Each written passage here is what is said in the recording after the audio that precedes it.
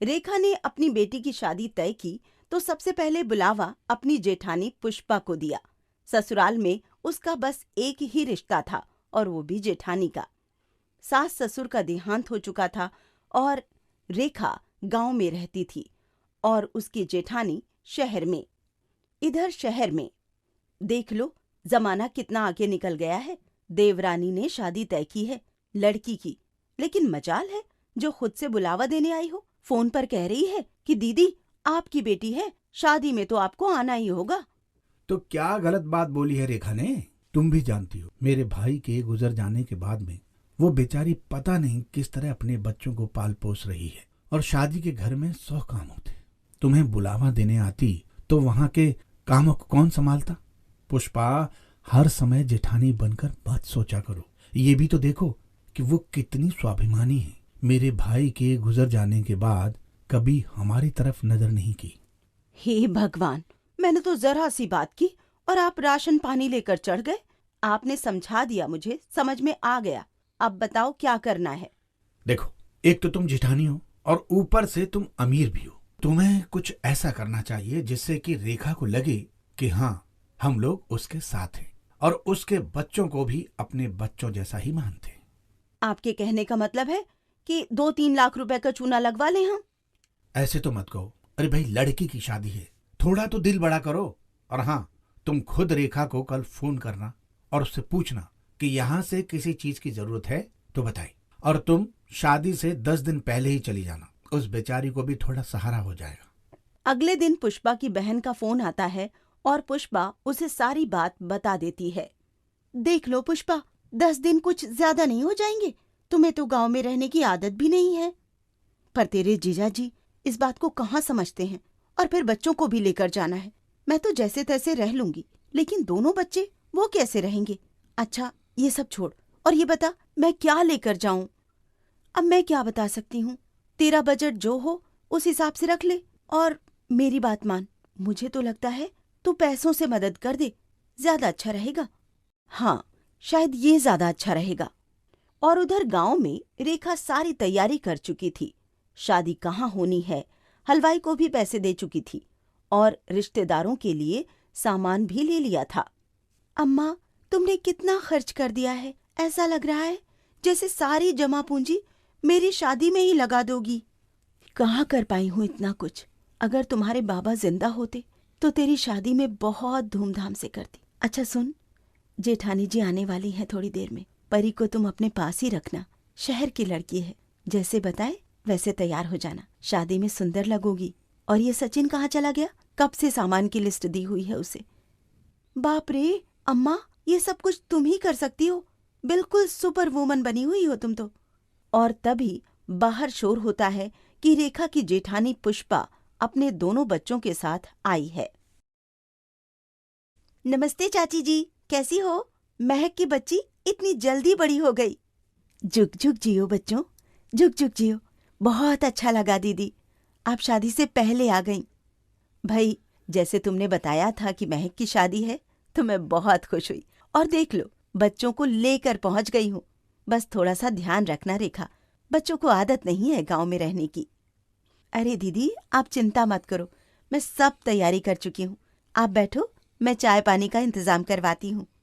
और रेखा रसोई में चली जाती है। कुछ मेहमान पहले से ही आए हुए थे। पुष्पा को आया देखकर सब उसके ऊपर गुड़ की तरह चिपकने लगे, क्योंकि सब जानते थे कि पुष्पा बहुत अमीर है।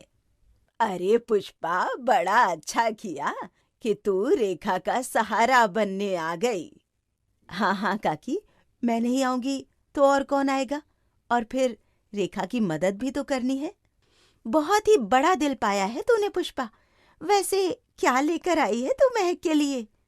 मैं और इसके ताऊ जी ने सोचा कि महक को हम लोग 1 लाख रुपए कैश दे देंगे।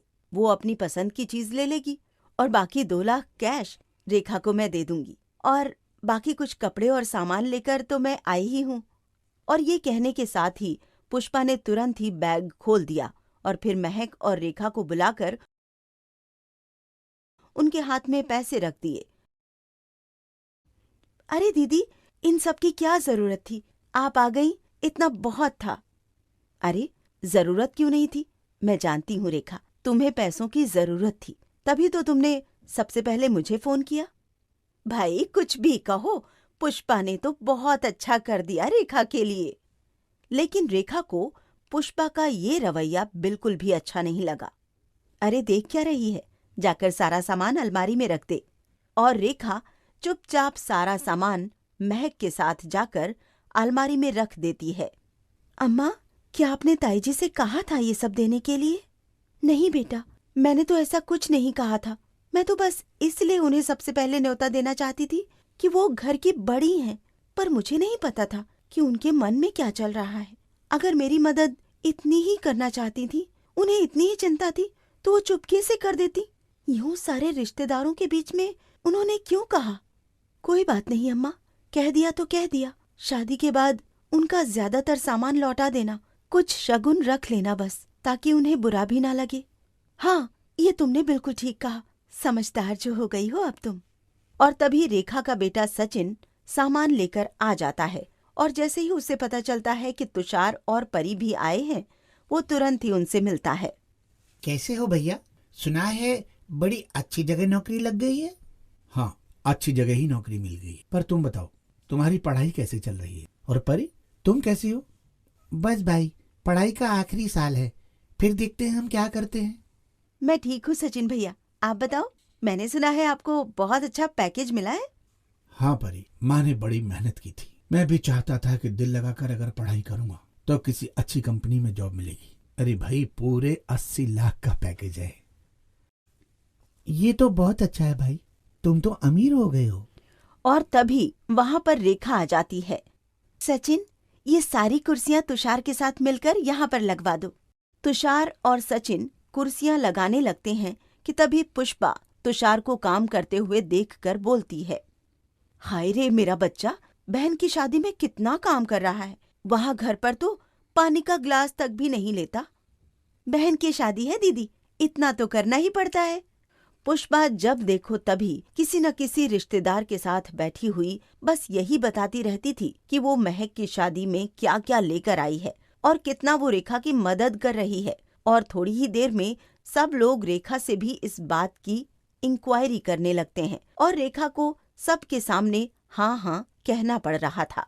देखते ही देखते शादी का दिन भी आ जाता है। पुष्पा का पति भी शहर से आ जाता है और बारात बड़ी धूमधाम से रेखा के दरवाजे पर आ जाती है। कमाल है रेखा, तुमने तो सचमुच में बड़ी ही अच्छी शादी की है। बहुत पैसा खर्च किया है तुमने। चलो, मैंने भी थोड़ी बहुत मदद कर ही दी। हाँ दीदी, अगर आप नहीं आती और मेरी मदद नहीं करती तो सचमुच मैं तो कभी भी महक की शादी कर ही नहीं पाती। ये सुनकर पुष्पा इतराने लगी। फिर सभी मेहमानों को खाने के लिए बोला गया। शादी की रस्में पूरी हुईं और महक अगले दिन सुबह अपने ससुराल चली गई और फिर धीरे धीरे मेहमान भी जाने लगे। उससे अगले दिन पुष्पा ने भी बच्चों को तैयार होने के लिए कहा और रेखा से अनुमति लेने लगी। अच्छा रेखा, चलते हैं। शादी का फंक्शन बहुत अच्छा था, भगवान का शुक्र है सब सही से हो गया। हाँ दीदी, सब कुछ सही से हो गया। और हाँ दीदी, इतने सारे पैसों की बिल्कुल जरूरत नहीं थी। आप जो रेखा के लिए कपड़े और सामान लेकर आई थी, वही शगुन बहुत है। ये तुम क्या कह रही हो रेखा? वो सारे पैसे तुम्हारी मदद के लिए भिजवाए थे। मैं जानती हूँ भाई साहब, आपने मेरी मदद के लिए भिजवाए थे, लेकिन मदद अगर चुपचाप की जाए तो अच्छा लगता है। दीदी ने तो सभी रिश्तेदारों को एक नहीं कम से कम 100 बार इस बात को बताया कि वो मुझे पैसे दे रही हैं और उन्होंने महक के लिए बहुत कुछ किया है। मैंने सबसे पहला न्योता दीदी आपको इसलिए दिया था क्योंकि आप घर की बड़ी हैं। आपके आशीर्वाद की छाया में महक अपने ससुराल जाएगी, लेकिन आपने इन 10 दिनों में लगातार सिर्फ और सिर्फ मुझे नीचा दिखाया। अरे, तुम तो नाराज हो गई रेखा। मैंने भला किसी को क्या बताया? सब मेरे से पूछ रहे थे तो बस मैं उनको बता रही थी। दीदी, बताना एक अलग बात होती है और किसी को जताना अलग बात होती है। अगर आप ये कह देती कि हाँ, मैं रेखा की मदद करूंगी, मेरे लिए इतना बहुत था। आपको नहीं पता, जो भी काम हमने इतनी मेहनत से किया, सब रिश्तेदार बार बार मुझे यही कह रहे थे कि ये देखो, पुष्पा ने ये किया है, पुष्पा ने वो किया है। और मुझे खुद पर शर्म आ रही थी किसी को भी मेरी और सचिन की मेहनत नजर नहीं आई। मुझे तुमसे ऐसी उम्मीद नहीं थी पुष्पा। मैंने तुमसे कहा था कि चुपचाप रेखा के हाथ में पैसे दे देना। अरे भाई, सारे रिश्तेदारों में गाने की क्या जरूरत थी? मुझे तो नहीं लगता कि कोई गलत बात हुई है। नहीं मम्मी, आपको ऐसा नहीं करना चाहिए था। मैंने भी सुना था, आप बार बार हर काम में रोक टोक कर रही थी कि मेरे बच्चे ऐसे नहीं रहते, मेरे बच्चे वैसे नहीं रहते। हम लोग यहाँ पर शादी अटेंड करने आए थे, मजे करने नहीं। मम्मी, गलती तो आपसे हो गई है, कोई बात नहीं। आप चाची को सॉरी बोल दो। और चाची, आप भी मम्मी की नादानी समझ के उन्हें माफ कर दो। हम चाहते हैं कि हम लोग यहाँ से खुशी खुशी जाएं। नहीं नहीं मेरे बच्चों, माफी की कोई जरूरत नहीं है। दीदी बड़ी हैं, मैं तो बस इतना कह रही थी कि मुझे पैसों की सचमुच में जरूरत नहीं थी। हाँ माना, मैं गरीब हूँ, लेकिन अब सचिन कमाने लगा है तो मेरा बोझ बहुत कम हो गया है। दीदी, हम बेशक अलग अलग रहते हैं, लेकिन हम एक ही परिवार हैं और ऐसी बातों से लोग मजे लेते हैं। उन्हें कोई फर्क नहीं पड़ता कि आपने क्या किया, मैंने क्या किया। और पुष्पा को अपनी गलती का एहसास हो जाता है। वो रेखा से माफी मांगती है और फिर उन्हें खुशी खुशी विदा कर देती है। सुमित्रा के 2 बेटे थे। उसने पिछले साल अपने बड़े बेटे की शादी तो कर दी थी, लेकिन अब वो अपने छोटे बेटे के लिए एक अच्छी लड़की के तलाश में थी।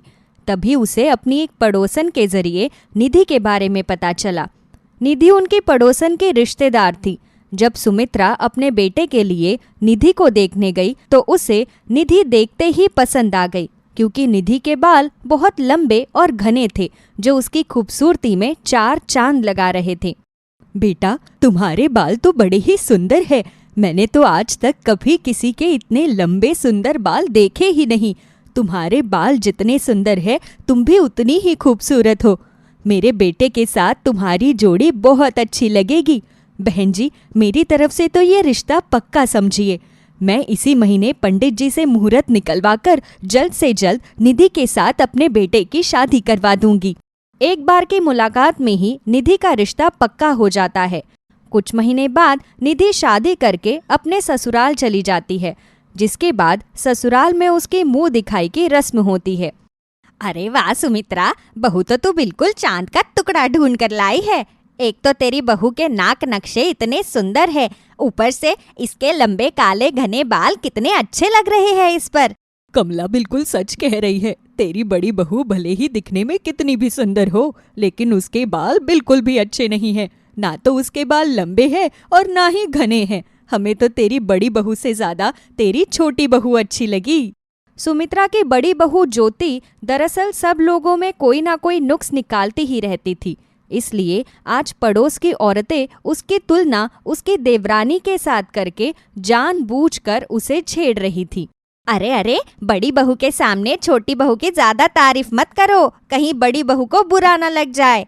अरे मैं भला किसी की बात का बुरा क्यों ही मानूंगी? मुझे क्या पता नहीं है कि मैं कितनी सुंदर हूँ? भले ही किसी के बाल लंबे हो या घने हो, लेकिन मुझ जैसा यहाँ पर कोई भी नहीं है। जब मैं इसकी उम्र की थी ना, तो मेरे बाल भी बहुत लंबे थे। वो तो उम्र के साथ साथ चीजें बदल जाती है। उम्र के बारे में तो तू ऐसी बात कर रही है जैसे पता नहीं तू हमारी तरह बूढ़ी हो गई हो। तेरी उम्र इससे 2-3 साल ही तो ज्यादा होगी, उसमें भला इतना क्या फर्क पड़ता है? कुछ भी हो, लेकिन निधि के बाल बहुत ही सुंदर है। तुझे किसी की नजर न लग जाए नई बहू, कुछ लोगों की नजर यहाँ पर बहुत बुरी है। अरे बस भी करो तुम लोग, यहाँ पर किसी की नजर बुरी नहीं है। और मेरी बहू को भला क्यों किसी की नजर लगेगी? मैंने अपनी बहू को काला टीका लगाया है। मुंह दिखाई की रस्म करके सभी औरतें वहां से चली जाती है। तभी कुछ दिन बाद सुमित्रा की ननंद कौशल्या उसके घर पर नई बहू को देखने आती है। जा निधि बहू, जा बुआ जी के लिए चाय नाश्ता लेकर आ जा। जी माँ जी। निधि उन दोनों के लिए चाय नाश्ता लेकर आती है। एक सुंदर सी साड़ी पहनी थी और अपने बालों की लंबी चोटी बनाई हुई थी, जिसमें वो बहुत ही सुंदर लग रही थी। अरे वाह सुमित्रा, निधि बहू तो बहुत ही सुंदर लग रही है। मुझे तो सबसे सुंदर इसके ये लंबे लंबे बाल लगते हैं। देखो तो इसके ऊपर तो ये चोटी भी कितनी अच्छी लग रही है। ज्योति बहू, तू भी मेरी बहू की तरह अपने बाल लंबे कर ले तो तू भी बहुत सुंदर लगेगी। आपका कहने का क्या मतलब है बुआ जी? मैं क्या सुंदर नहीं हूँ? अरे मेरे कहने का वो मतलब नहीं है। मैं तो बस ये कह रही हूँ कि अगर तेरे बाल भी लंबे होंगे तो तुझ पर भी वो अच्छे लगेंगे। अपने बालों को तो देख जरा, ऐसा लगता है कि चूहिया ने कुतर दिए हैं। क्या आपको इसके बाल तो इतने सुंदर लगते हैं और मेरे बाल ऐसे लगते हैं जैसे चूहिया ने कुतर दिए हैं? मैंने कल ही पार्लर से अपने बालों का ट्रीटमेंट करवाया है, इतने स्मूथ बाल हो रहे हैं मेरे। तूने तो ये पार्लर में ट्रीटमेंट करवा करवा कर अपने बालों का सत्यानाश करा लिया है। कम से कम पहले तेरे बाल किसी लायक तो थे, अब तो देखो कैसे झाड़ू जैसे हो गए हैं। आप तो रहने ही दीजिए बुआ जी, मैं अपने बालों में इतना महंगा शैम्पू लगाती हूँ, कंडीशनर लगाती हूँ, और आप हो कि मेरे बालों की बेइज्जती ही किए जा रही हो। अरे मैंने भला तेरी क्या बेइज्जती कर दी? बस यही तो कह रही हूँ कि अपने बालों पर भी थोड़ा ध्यान दे। ये महंगे शैम्पू और कंडीशनर लगाकर कुछ नहीं होता। जब तक बालों में अच्छी तरह तेल नहीं लगाएगी तब तक बाल अच्छे नहीं होंगे। निधि बहू के बाल तो देख कितने अच्छे हैं, अभी भी उसने बालों में तेल लगाया हुआ है। तेरे बाल देखकर तो मुझे लग रहा है कि तू बालों में कभी तेल लगाती भी नहीं होगी। बेटा ये पार्लर की ट्रीटमेंट करवाती रहेगी ना तो थोड़े दिन में अपने सारे बाल खराब कर लेगी तू। अरे छोड़िए भी बुआ जी, आप तो मेरे बालों के पीछे ही पड़ गई हो। इसी तरह जो भी उनके घर पर आता वो निधि के बालों की तारीफ और ज्योति के बालों को देखकर उन्हें झाड़ू बोलता, क्योंकि ज्योति ने अपने बालों में केमिकल ट्रीटमेंट करवा करवा कर उन्हें बिल्कुल खराब कर लिया था। उसके ऊपर तो खुले बाल भी बिल्कुल अच्छे नहीं लगते थे। दीदी आज खाने में क्या बनाना है? दाल चावल और चोखा बना लूं? तुम्हें जो बनाना है बनाओ, मेरा दिमाग मत खराब करो। क्या हो गया दीदी, आप इतने गुस्से में क्यों हो? कुछ नहीं हुआ मुझे। ज्योति गुस्से में वहां से चली जाती है। मैं अपने बालों पर इतने पैसे खर्च करती हूँ, लेकिन फिर भी सब लोग मेरे बालों के बारे में भला बुरा कहते हैं, और वो अपने बालों में चमेली का तेल लगाकर रखती है। उसके बाद भी सब लोग उसके बालों की तारीफ करते हैं। मुझे अच्छी तरह पता है सब लोग मेरी खूबसूरती से जलते हैं, इसलिए मेरा कॉन्फिडेंस गिराने के लिए ऐसी बातें करते रहते हैं। लेकिन मैं अच्छी तरह जानती हूँ कि वो निधि खूबसूरती में तो मेरे सामने धूल के बराबर भी नहीं है।